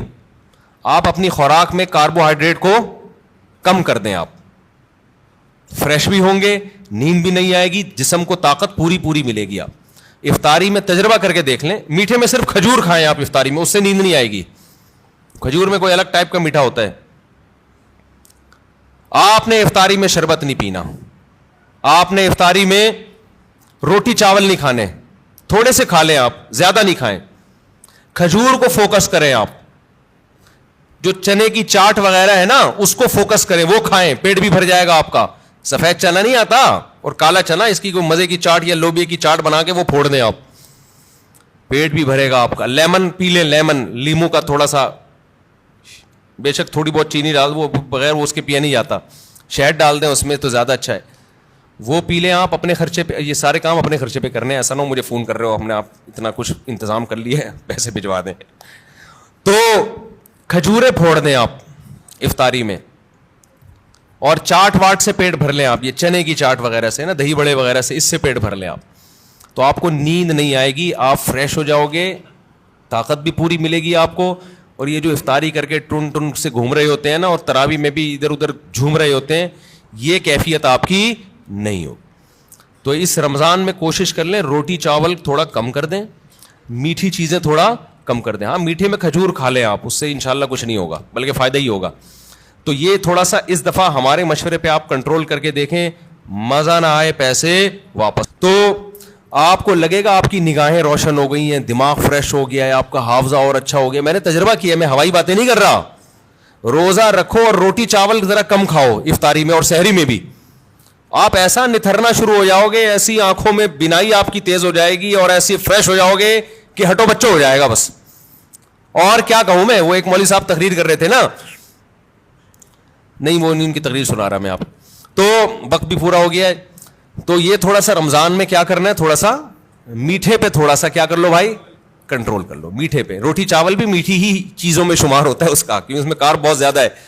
تھوڑا سا کنٹرول کر لیں, دیکھو آپ کی صحت, کیونکہ رمضان کا تحفہ اللہ نے غیر مسلم کو نہیں دیا, کس کو دیا ہے, مسلمان کو. تو مسلمان اس کو صحت بنانے میں بہترین استعمال کر سکتا ہے, تو روحانی فائدے بھی ہوں گے اور جسمانی بھی.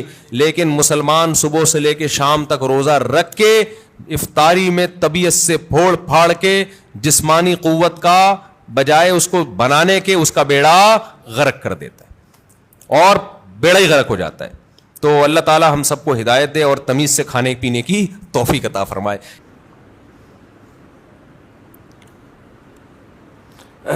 ایک تو اعلان سن لیں کہ میرے شیخ حضرت مفتی عبد الرحیم صاحب جن سے میں بیعت ہوں, ان کا ایک یوٹیوب چینل بن گیا ہے مفتی عبد الرحیم کے نام سے, تو آپ لوگ اس کو سبسکرائب کریں.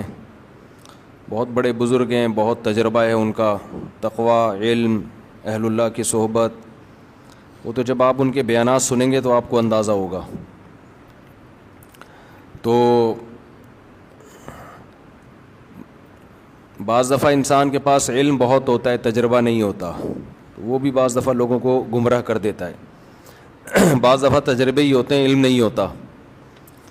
بعض دفعہ دونوں چیزیں ہوتی ہیں, تقوی نہیں ہوتا, اللہ کا خوف نہیں ہوتا. بعض دفعہ تینوں چیزیں ہوتی ہیں, حکمت نہیں ہوتی جو اہل اللہ کی صحبت سے انسان کو حاصل ہوتی ہے. تو ان میں الحمدللہ یہ چاروں صفات ہیں, تبھی ہم نے ان کو اپنا شیخ بنایا ہے. تو اس لیے ان کا سن لیا کریں, بہت فائدہ ہوگا انشاءاللہ. اور جب کوئی انسان میں کوئی بڑی صلاحیت ہوتی ہے نا, کام اللہ بہت لیتے ہیں, تو اس کے خلاف پروپیگنڈا بھی بہت ہوتا ہے. ہمارے ملک میں پازیٹیو وے میں کام کرنا دنیا کا مشکل ترین کام ہے. کوئی شخص ممبر پہ بیٹھ کے الٹی پھینکنا شروع کرے نا, تو لوگ اس کو پسند کرتے ہیں, زبردست, خاندانی. مخالفتیں کرتا رہے, وہ ایسا وہ ایسا وہ ایسا, فوج ایسی, عمران خان ایسا, مسلم لیگ ایسی. ہر ایک میں برائیاں بھی ہوتی ہیں, اچھائیاں بھی ہوتی ہیں, لیکن جو نیگیٹو باتیں کرے گا نا, سیاستدانوں کے کیڑے نکالنا شروع کرے گا, ان کو گالیاں دینا شروع کرے گا, حکمرانوں کو برا بھلا کہنا شروع کرے گا, اچھی چیز میں بھی برا بھلا کہہ رہا ہوگا. ہر چیز میں نیگیٹو بات جو کرتا ہے اس کا منجن ہمارے یہاں بہت جلدی بکتا ہے. لیکن جو کام کے لوگ ہوتے ہیں نا, جن کو تبدیلی لانی ہے, وہ یہ دیکھتے ہیں کہ منفی بات بیان کرنے کا, چاہے وہ صحیح بھی ہو, فائدہ ہے یا نہیں ہے. اس کی مثال ایسے دیکھو, ایک عورت کا میاں جو ہے وہ نالائق ہے, باہر اس کا چکر چل رہا ہے کہیں, بہت غلط کام کر رہا ہے نا یہ. اب آپ کو چاہیے کہ آپ اس کو جا کے بتاؤ, یار تم باہر کی عورتوں سے غلط کر رہے ہو, یہ تمہارا گھر خراب ہوگا, بری بات ہے, انسان کے بچے بن جاؤ. تو یہ اس کی علامت ہوگی آپ پازیٹیو وے میں کام کر رہے ہو. ایک طریقے یہ ممبر پہ آگے بیٹھو آپ اور بولو وہ فلاں جو ہے نا وہ بندہ غلط ہے, میں اس کی بیگم کو کہہ رہا ہوں کہ وہ بندہ غلط کر رہا ہے, اس کی بیگم تک میرا یہ پیغام جا کے پہنچا دو. یا اس کی بیوی کو جا کے بتا رہا ہے تمہارا میاں یہ کچھ کر رہا ہے. اس کا مطلب یہ آدمی سوسائٹی میں کوئی پازیٹیو تبدیلی نہیں چاہتا, بس اس کو حق بیانی کا شوق ہے. حق بیانی کا کیا ہے؟ شوق ہے بے موقع. اب جا کے اس کی بیگم کو بتانے کی کیا ضرورت تھی, یار لڑوا رہے ہو میاں بیوی میں, طلاقیں دلوا رہے ہو, اس سے کیا وہ چکر چھوڑ دے گا؟ آپ خود سمجھاؤ, اس کے باپ کو بتاؤ. اس طرح عورت کو شوہر کے خلاف, شوہر کو عورت کے خلاف, باپ کو بیٹے کے خلاف, بیٹے کو باپ کے خلاف. تو ہمارے ہاں بہت سے لوگ اس طرح سے ملک کی اصلاح کی کوشش کر رہے ہیں کہ عوام کو حکمرانوں کے خلاف, عوام کو اسٹیٹ کے خلاف, اور ایسی مخالفت ہونا جس سے فائدہ ہو کہ بھئی یہ غلط ہے یہ صحیح ہے. تو وہ مخالفت برائے مخالفت ہو رہی ہے, اس کے نتیجے میں ریاست کا بیڑا غرق ہونے والا ہے جو حالات چل رہے ہیں. تو پازیٹیو وے میں کام کرنے والے لوگ میں نے اپنی زندگی میں بہت تھوڑے دیکھے ہیں. چند ہیں بڑے بڑے علماء الحمدللہ جو بڑے پازیٹیو وے میں کام کر رہے ہیں, لیکن آپ یوٹیوب پہ دیکھو کہ ان کی مقبولیت نہیں ہے. لوگ سننا ہی نہیں چاہتے, لوگ نیگیٹو باتیں سننے کے عادی ہو گئے ہیں. ہر اچھے کام کی غلط توجیہ پیش کرنا, اور ہر غلط کام کے جو آپ کا لیڈر جو اچھا کر رہا ہے اس کو غلط کہنا, یعنی جو غلط کر رہا ہے اس کو اچھا کہنا, اور دوسرے کا لیڈر جو اچھا بھی کر رہا ہے اس کو بھی غلط کہنا. یہ پالیسی چل رہی ہے ہمارے یہاں. تو حضرت مفتی عبدالرحیم صاحب جو میرے شیخ و مرشد ہیں, وہ ان لوگوں میں سے ہیں جو الحمدللہ پازیٹیو وے میں کام کر رہے ہیں, اور بہت بڑے بڑے کام وہ کر چکے ہیں جس کا پبلک کو پتہ ہی نہیں ہے, کیونکہ ان کو نام کا بھی شوق نہیں ہے. ہم تو ان کے قریب رہے ہیں, 27 سال ہو گئے مجھے ان کے ساتھ رہتے ہوئے, ہمیں ان کے اخلاص کا پتہ ہے. لیکن جب ایک بات یاد رکھو, جب آپ پازیٹیو وے میں کام کرو گے نا, بہت سے لوگ آپ کی ٹانگیں کھینچیں گے. کوئی آپ کو اسٹیبلشمنٹ کا کہے گا, کوئی بھوٹ پالیشیا کہے گا, کوئی حکمرانوں کا وفادار کہے گا, جبکہ نہ وہ اسٹیبلشمنٹ سے 1 روپیہ لیتے ہیں, نہ کبھی لیا انہوں نے, نہ حکمرانوں سے ان کا کوئی مفاد ہے, لیا ہی نہیں کبھی نا. تو پازیٹیو وے میں کام کر رہے ہیں. تو آپ ذرا ان کو سنیں تو آپ کو اندازہ ہوگا کہ الحمدللہ کہ تمیز کے لوگ بھی دنیا میں موجود ہیں جن سے آپ کو بہت اچھی گائیڈنس ملے گی اور اپنی زندگی میں تبدیلی لانے کا موقع ملے گا. آپ کہیں گے مفتی صاحب پھر آپ بھی تمیز کے بن جاؤ نا, جب اتنی تمیز باتیں کر رہے ہو. ہم جیسے ہم کو ویسے ہی رہنے دو بھائی, ہم بدتمیز ہی اچھے ہیں. ہم کیا ہیں؟ بدتمیز ہی اچھے ہیں. اچھا بھائی مفتی صاحب ہولی منانا کیسا ہے؟ انتہائی درجے کی بدتمیزی ہے. ابھی تمیز پہ بات چل رہی ہے نا. ہندو منائیں, آپ نہ مناؤ بھائی. اگر ہندو ہولی مناتے ہیں تو کیا انہیں روکنا چاہیے؟ اور مسلمانوں کے لیے مذہبی رواداری کی نیت سے ہولی میں شرکت کرنا کیسا ہے؟ دیکھو ان کو تو مت روکو, ان کا مذہبی تہوار ہے, ان کو کیوں روک رہے ہو بھائی؟ وہ ہندو ہے, وہ مسلمان تھوڑی ہے. باقی آپ نہ مناؤ. باقی مذہبی رواداری کے لیے, مذہبی رواداری میں یہ ہے کہ ان کو کرنے دو, بس اتنی رواداری کافی ہے, افورڈیبل ہے. اب شراب کوئی شخص پی رہا ہے تو پی رہا ہے نا, وہ پی رہا ہے, آپ اس کو نہ روکو. یہ تو نہیں کہ اس کے ساتھ جا کے پینا شروع کر دو. بھائی وہ ٹھیک ہے رواداری ہے یار, چھوڑو یار, اس کا مسئلہ ہے, ہمارا کیا مسئلہ ہے. تو لیکن میں نہیں کہہ رہا کہ ہولی پینا شراب جیسا ہے, لیکن ہمارے مذہب میں تو حرام ہے نا دوسرے مذہبی تہواروں پر عمل کرنا. تو اب وہ کر رہے ہیں, ان کو کرنے دو, ان کو نہ چھیڑو, لیکن آپ کے لیے اس میں شرکت جائز نہیں ہے. لوگ کہتے ہیں کہ بھائی ہندو بھی تو ہمارے تہواروں میں شریک ہوتے ہیں ہمارے ساتھ. بھائی ان کے مذہب نے ان کو نہیں روکا ہمارے تہواروں میں شرکت سے, ہمارے مذہب نے ہم کو روکا ہے. یہ اگر براڈ مائنڈڈ بننا شروع ہوئے نا تو اس کی کوئی بریکیں نہیں ہے. پھر آگے یورپ میں جاؤ گے, امریکہ میں جاؤ گے, وہ اس سے ہندوؤں سے 2 ہاتھ آگے ہیں, بہت ساری چیزیں ان کے یہاں لیگل ہیں, وہ کہتے ہیں یار یہ سب سیٹ ہے. تو آپ کب تک براڈ مائنڈڈ بنو گے؟ تو اپنا مذہب جو اسلام نے دیا ہے آپ کو, اور اسلام نے کہا ہے وَمَن يَبْتَغِ غَيْرَ الْإِسْلَامِ دِينًا, اللہ کی نظر میں صرف اسلام ہی ہے. تو جب آپ کا یہ دعویٰ ہے تو ہم اس سے باہر نہیں نکل سکتے. باقی ہم تشدد کے قائل نہیں ہیں, رواداری کے قائل ہیں, ہندوؤں کو کھلائیں پلائیں, ہدیے دیں, تحفے دیں. مذہبی تہوار میں نہ کرسمس میں عیسائیوں کے ساتھ شریک ہونے کی اجازت ہے, اور نہ ہولی میں ہندوؤں کے ساتھ شریک ہونے کی اجازت. باقی ان کے آپ اچھی طرح سے ملیں ان کو. کل غسل کرتے ہوئے گمان ہوتا رہتا ہے کہیں سے کوئی جگہ خوش نہ رہ گئی ہو. میرا دل چاہتا ہے ان کو پکڑ کے نا ایسے وہمیوں کو چترول لگاؤں, یہ مجھے پاگل بنا دیں گے. یہ جو وہمی لوگ ہیں نا, ان کے فونوں کو میں نے وہمی نمبر 35 تک محفوظ کیا ہوا ہے. اور ان کے ساتھ زیادہ آپ کو پتہ ہے نفسیاتی ڈاکٹر عموماً مریضوں کی کاؤنسلنگ کرتے کرتے تھوڑے دنوں میں خود نفسیاتی ہو جاتے ہیں. یہ مجھے کسی ڈاکٹر نے ہی بتایا, وہ پھر اپنا علاج کسی بڑے ڈاکٹر سے کر رہا ہوگا. آپ جس قسم کے طبقے میں زیادہ بیٹھتے ہو نا, تھوڑی دیر میں آپ کیا ہو جاتے ہو, وہی ہو جاتے ہو. اب وہمی آئیں گے, مجھے یہ جگہ خوش رہ گئی, یہ جگہ خوش رہ گئی, غسل نہیں ہو رہا. جب زیادہ سنتا ہے تو مجھے بھی 5 دفعہ ہوتا ہے پتہ نہیں میرا غسل ہوا کہ نہیں ہوا. حقیقت بتا رہا ہوں. تو ان لوگوں سے جان چھڑاؤ یار. ان کا علاج ان کا یہی ہے کہ ان کو کوئی وضو کرائے اور بول انسان کا بچہ بن کے جلدی سے وضو کرو, پتلی گلی سے نکل یہاں سے. یہی علاج ہوگا, اس کے علاوہ کوئی علاج نہیں ہے ان لوگوں کا. رمضان کا روزہ کیسے رکھیں, یہ کیا لکھا ہے بھائی, پتہ نہیں کیا لکھا ہے بھائی. یہ تو اللہ میاں کو اللہ میاں کیوں بولتے ہیں بھائی؟ اللہ میاں عرف میں اللہ میاں بولتے ہیں, عزت کا لفظ سمجھا جاتا ہے. مرحوم والدہ اگر خواب میں آ کر کہے میری قبر پر آؤ, اور پھر یہ کہنا کہ اچھا قضا روزہ کیسے بس ایسے ہی رکھیں, سحری سے پہلے نیت کر لیں. پھر یہ کہنا کہ زبان سے کہ مجھ سے قبر سے بلاوا آیا, کیا اس میں شرک اندیشہ ہے؟ نہیں, ایسا کوئی شرک اندیشہ نہیں. مفتی صاحب کیا انبیاء اپنی قبروں میں زندہ ہوتے ہیں؟ کیا عقیدہ رکھنا درست ہے کہ نبی کے علاوہ جتنے انبیاء ہیں وہ نبی کے ساتھ جتنے ہاں بھائی انبیاء قبروں میں زندہ ہوتے ہیں برزخی حیات کے ساتھ. عام مردوں سے زیادہ ان کو ایک خاص نوعیت کی زندگی دی جاتی ہے.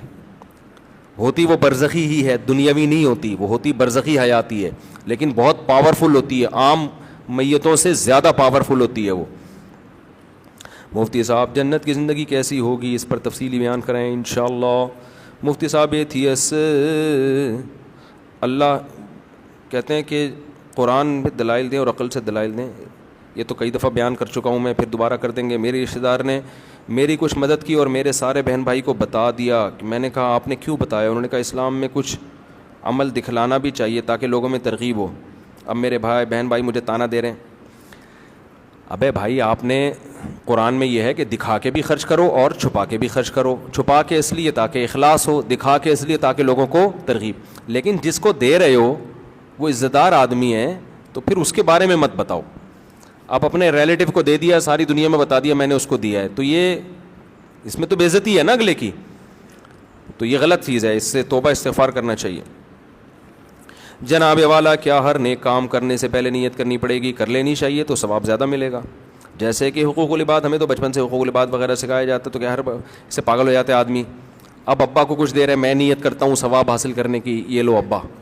بیگم کو کچھ لا کے کھلا رہے, میں نیت کرتا ہوں ثواب حاصل کرنے کی. بس دل میں نیت کرو, اے اللہ میں جس مخلوق کو بھی کھلا رہا ہوں کس کے لیے؟ تیرے لیے. تو بس یہ کافی ہے. ہر دفعہ نیت کر لو تو اور اچھی بات ہے, لیکن وہمی نہ بن جاؤ پھر. مفتی صاحب آپ مسائل کے سیشن سے پہلے 4 رکعت پڑھ لینے کا کہتے ہیں, اس کے بعد 2 رکعتیں بھی تو سنت موقدہ ہوتی ہیں. 4 رکعتیں سنت موقدہ, اس کے بعد 2 رکعتوں کے بارے میں اختلاف ہے کہ وہ سنت موقدہ ہیں یا نہیں ہیں. تو ہماری تحقیق یہی ہے کہ وہ سنت موقدہ نہیں ہے. بعض علماء کہتے ہیں موقدہ ہیں. اتنی لمبی نماز ہو جاتی ہے جمعے کی یار, لوگوں کو آسانی بھی تو دینی چاہیے نا اس زمانے میں. دونوں قول ہیں تو آسان قول کو لے لینا چاہیے, سمجھتے ہو؟ پڑھ لے تو اچھی بات ہے, نہ پڑھیں تو بھی ٹھیک ہے. میرے لیے دعائے خیر فرما دیجیے, دل سے دعا اللہ تعالیٰ آپ کو دنیا اور آخرت کی بھلائی دے. اہلیہ نے سلام بھیجا, دل سے دعا ہے جی, علیکم علیہ السلام, دل سے دعا ہے آپ دونوں کے لیے. یورپ کے قانون کے مطابق طلاق یا خلا کی صورت میں آدھی جائیداد دینی پڑتی ہے. شریعت کے مطابق اگر مال عورت کا ہو تو مرد کو کیا حکم ہے؟ جبکہ اس نے خلا کی شرط یہ لگائی ہے کہ جائیداد ملے گی تو طلاق دوں گا. یہ شرط صحیح نہیں ہے. مرد نے جب طلاق دے دی تو صرف مہر دینا پڑتا ہے اور عدت کا نان نفقہ دینا پڑتا ہے, اور عورت نے اگر طلاق لی ہے تو اس کو مہر واپس کرنا پڑتا ہے, جائیدادیں دینی نہیں پڑتی. سمجھتے ہو؟ تو طلاق کی صورت میں تو یورپ میں قانون ہے کہ آدھی جائیداد عورت کی مرد کو دے دی جائے یا مرد کی عورت کو, یہ غیر شرعی قانون ہے, تو مرد کے لیے وہ لینا حلال نہیں ہے. اگر قانون نے فیصلہ کر دیا کہ عورت کی آدھی جائیداد مرد کو دی جائے گی تو مرد پر لازم ہے کہ وہ واپس کر دے. قانون نے فیصلہ کر دیا کہ آدھی جائیداد عورت کو دے دو تو عورت پر لازم ہے کہ وہ واپس کر دے. سمجھتے ہو کہ نہیں سمجھتے؟ ان کا قانون ہے, وہ اپنے حساب سے چلیں گے, ہم کس کے حساب سے چلیں گے؟ اپنے, کیونکہ اللہ کا قانون پہلے موجود ہے ہمارے سامنے. اچھا بھائی, مفتی صاحب آپ نے سورہ بقرہ کی تفسیر بیان کرتے ہوئے کہا تھا کہ بغیر علم ارادے کے کفری جملہ کہنے پر گناہ نہیں, پھر نکاح کی تجدید بھی. بعض دفعہ لوگوں کو پتہ نہیں ہوتا ہے, ایسی غلطی سے منہ سے کچھ نکل جاتا ہے, فوراً لوگ فتویٰ لگا دیتے ہیں. شلوار پینٹ کو ٹخنوں سے نیچے کرنے نماز پڑھنے سے نماز پر کیا اثر ہوتا ہے؟ نماز قبول نہیں ہوتی, حدیث میں ممانعت ہے. ان اللہ لا يقبل صلاۃ رجل مسبل ازارہ, کوئی بھی چیز جو نیچے آ رہی ہو نا تو آپ اس کو ٹخنوں سے نیچے نہیں لے جا سکتے, اس کو اوپر رکھنا ضروری ہوگا. اور کسی نے بھائی کوئی سوال پوچھنا ہو یہاں سے؟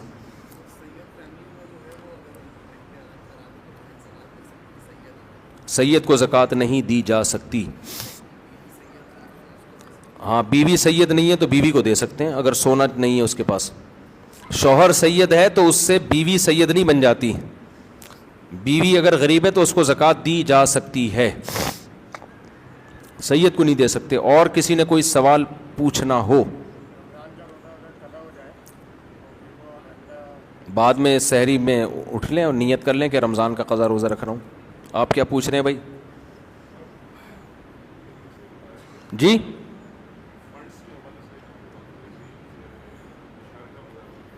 ہاں, اسلامی بینک میں ٹھیک ہے.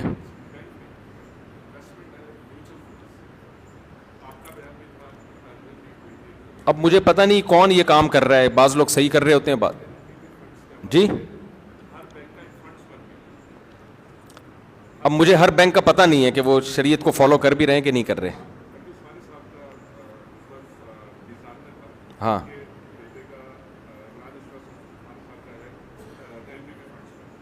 وہاں بھی جائز ہے, ہاں جائز ہے.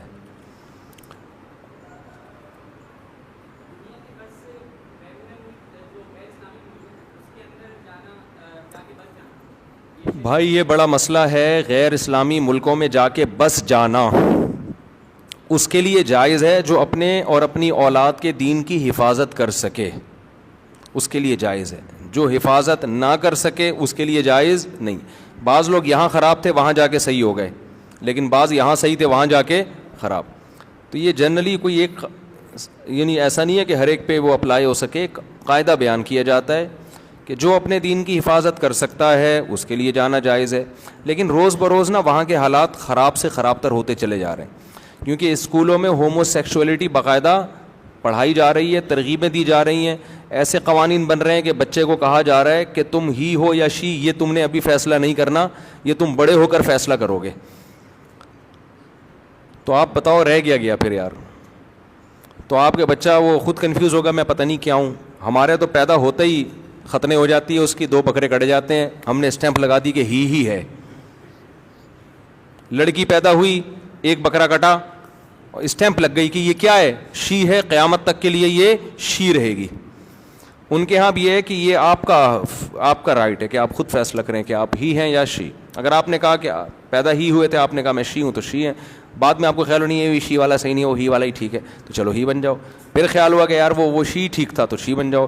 تو کنفیوژن ہی ہے. میاں بیوی میں جو میاں تھا وہ بیوی بن جائے گا, بیوی میاں بن جائے گی. انہوں نے کہا نہیں, اب ہم میاں بیوی کھیلتے ہیں.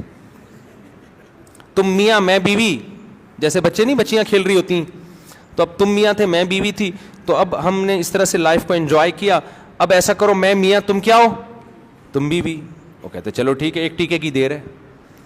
ایک میں نے بھی بیان کیا نا, تو اس پہ ایک لبرل انٹی بہت غصے میں, انہوں نے کہا یار کوئی مرد اور عورت کا فرق نہیں ہے, 1 ٹیکہ لگاؤ آدمی عورت بن جاتا ہے, عورت آدمی. میرے بیان پہ اعتراض کیا ہوا تھا انہوں نے. تو مجھے خیال ان سے بولو ٹیکہ لگائے بغیر کیوں نہیں بنتا, وہ ٹیکہ کیوں لگانا ضروری ہے.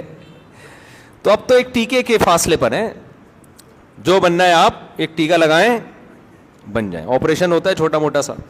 تو اب یہ آپ اگر آپ چاہتے ہو کہ یہ آپ کی اولاد میں یہ چیزیں جائیں تو ٹھیک ہے بھائی, نہیں تو اسی غربت اور مہنگائی میں کیا کرو میرے بھائی, گزارا کرو. مہنگائی ہے, غربت ہے, لیکن جو ہی ہے وہ ہی ہے, جو شی ہے وہ کیا ہے, شی ہے. یہ بہت بڑی اللہ کی نعمت ہے الحمدللہ. آپ داماد کے بارے میں کنفیوز نہیں ہیں, ورنہ داماد کے بارے میں لوگ کنفیوز ہیں وہاں پہ, یہ پتہ نہیں میری بہو ہے کہ کم بخت داماد ہے, کیا ہے یہ. آپ کی بیٹی رخصت ہو کے جا رہی ہے کسی گھر میں, آپ کو یہی نہیں پتا کہ یہ گھر داماد بننے جا رہی ہے یا بہو بننے جا رہی ہے. یہ تو اتنی کنفیوژن پیدا ہو, اس کو کہتے ہیں براڈ مائنڈ. ہم کیا ہیں, آزاد خیال لوگ ہیں. تو ان کے یہاں یہ ہوگا بھائی, ہم لوگ کے یہاں ایسا نہیں ہوتا. ہم لوگ کے یہاں بیٹیاں رخصت ہو کے جاتی ہیں اور وہ بہو بنتی ہیں اور داماد ملتے ہیں جو پورے پورے ہی ہوتے ہیں.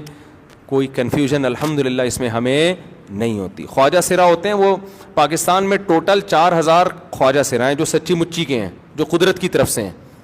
کروڑوں کی آبادی میں صرف کتنے ہیں, 4000. باقی سارے بنے ہوئے ہیں. جب ان کو پکڑا جائے نا تو پتہ چلے گا پورے پورے آدمی ہیں. یہ پیسہ کمانے کے لیے بنے ہوئے ہوتے ہیں. ورنہ جو قدرتی طور پہ جو خواجہ سرا پیدا ہوتے ہیں نا, ان کا ریشو 0.1% بھی میرا خیال ہے بہت کم ہے ان کا ریشو. اور وہ بھی اسلام میں خواجہ سرا کچھ نہیں ہوتا. اگر مردانہ علامتیں زیادہ ہیں تو وہ آدمی ہے, عورت والی علامتیں زیادہ ہیں تو کیا ہے, وہ عورت ہے. اس کے پورے عورت والے حقوق ہیں, وراثت. اور یہ تو ماں باپ ظلم کرتے ہیں, کوئی خواجہ سرا پیدا ہوتا ہے تو اس کو حوالے کر دیتے ہیں.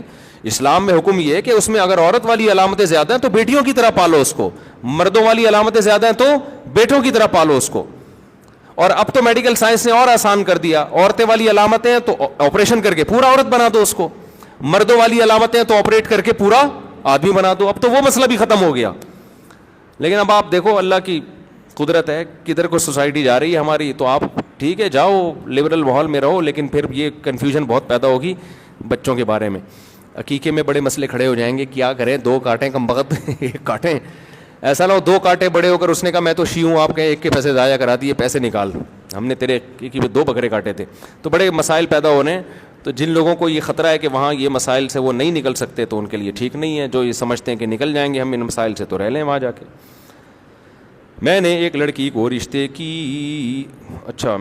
کو اللہ کی رضا کے لیے چھوڑ دیا کیونکہ یہ حرام ہے. اب وہ لڑکی بد دعائیں دے رہی ہے, کیا وہ بد دعائیں بھی لگیں گی؟ نہیں لگیں گی بد دعائیں. اور دیکھو اس سے بڑی نیکی کوئی نہیں ہے کہ انسان اپنے محبوب کو خدا کی خاطر چھوڑ دے, اصل محبوب کی خاطر چھوڑ دے. یہ بہت بڑی قربانی ہے. تو اس پہ اللہ آپ کو انشاءاللہ دنیا میں بھی بہت نوازے گا, آخرت میں بھی بہت نوازے گا. تو یہ جو ہے نا اللہ کی خاطر آپ نے کیا. باقی بد دعاؤں کی پرواہ مت کرو. یہ بد دعائیں, اگر وہ کہتے ہیں نا کوے کی بد دعاؤں سے بیل مرتے تو کوئی بھی بیل زندہ نہ رہتا. اور آپ اس کو بلاک کر دو, گھننے بن کے بد دعائیں نہ لو اس سے.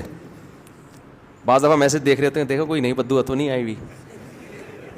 تو مقصد ہوتا ہے کہ اس انجوائے کرنا نا, تھوڑا دیکھیں محبوب نے کیا بھیجا ہے, اور خوش ہو رہا ہوتا ہے کتنا ٹینشن میں ہے بھائی, زبردست. تو اس کا طریقہ یہ ہے کہ نسیم منسیہ, بلاک کر دیا نمبر, ختم. عزت دار آدمی بیوی رکھتا ہے بس, اس کے علاوہ اس کے پاس کوئی آپشن نہیں. اس کی فائدہ پھر وہ اپنی نسلوں میں اٹھاتا ہے. عزت دار اولاد ملتی ہے, غیرت مند اولاد ملتی ہے جو اس کو محبت دیتی ہے. اور جو ٹھرکی قسم کے لوگ ہوتے ہیں, سب سے بڑا نقصان اولاد کو پتہ ہوتا ہے میرا باپ 2 نمبر ہے, وہ باپ کو باپ والی عزت نہیں دیتی. سمجھتے ہو کہ نہیں سمجھتے؟ تو ہمارے گھروں میں جو عزت اور محبت ہیں یہ اسی وجہ سے ہے کہ ہمارے گھروں میں الحمدللہ مردوں میں میجورٹی پاک دامن ہے. اب خرابیاں آ رہی ہیں تو گھروں کا ماحول خراب ہوگا.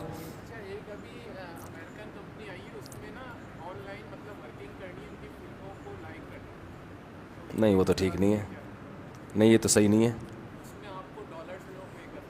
نہیں فلموں کے تو لائک نہیں کر سکتے نا آپ. تو تحقیق نہیں ہے, سننے میں آیا کہ سیریا یا ترکی میں ایسا واقعہ ہوا ہے. ملبے تلے پوری فیملی تھی, خاتون نما شکل میں ایک عورت آئی کہ میرے بچے اس ملبے کے نیچے ہیں. ہاں, جب ان کو نکالا گیا تو ان کو بتایا کہ آپ کے انہوں نے کہا کہ آپ کے والدہ نے کہا تھا کہ ہمارے والدہ کو تو 1.5 سال ہو گئے. پتہ نہیں, واللہ عالم. ایسا ہو سکتا ہے, ممکن ہے. اللہ کی قدرت سے تو کچھ بعید نہیں ہے. جی ہو سکتا ہے, جی اللہ کی قدرت سے تو کوئی بعید نہیں ہے بھائی. سبحانک اللہم و بحمدک. بھائی یہ آخری سوال, بس بچہ کافی دیر سے پوچھ رہا ہے, جلدی بس آخری.